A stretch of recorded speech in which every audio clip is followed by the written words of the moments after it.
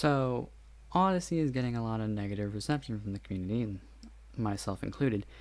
And I think there is a good reason for all this negative reception, because even though the game appears to have really good gameplay elements and presents itself as a new direction for the franchise, moving all the way towards full RPG with dialogue options, I think it actually has still some major issues when it comes to the story and lore.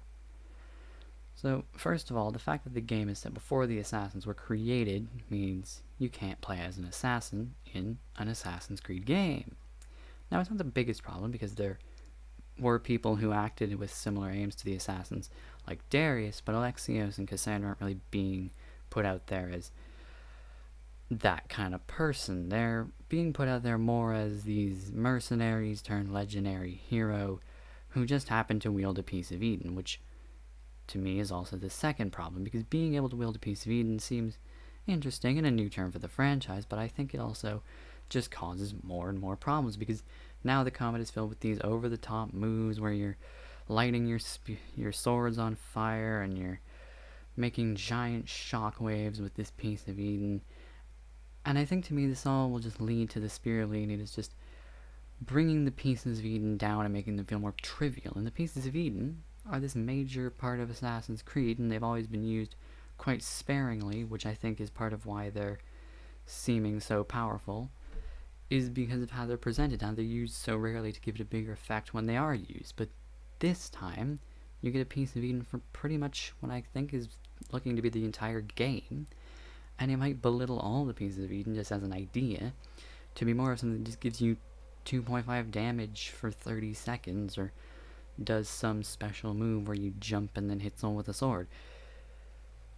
But aside from just the piece of Eden, I think there are also problems with the people who wield them, or at least one of them, because Alexios, I think, seems to have a similar problem as Jacob, but for different reasons.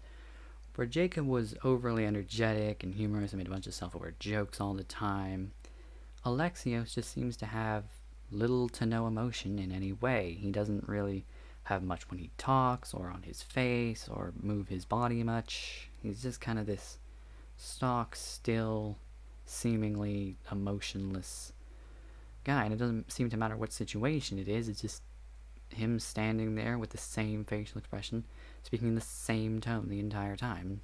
That's just what it seems like to me. Now, all of this isn't to say that Origins didn't have a few problems to compare to Odyssey. The modern day wasn't the best. It had some lacking parts in terms of story compared to previous modern days, and it also, I think, treated the Animus in a way that made it feel a bit less heavy in terms of how it affected the story and the lore, and it carried a little less weight.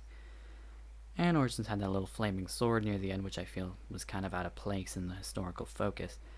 But Odyssey continues all of this because they're keeping the same modern day, though that could improve with time.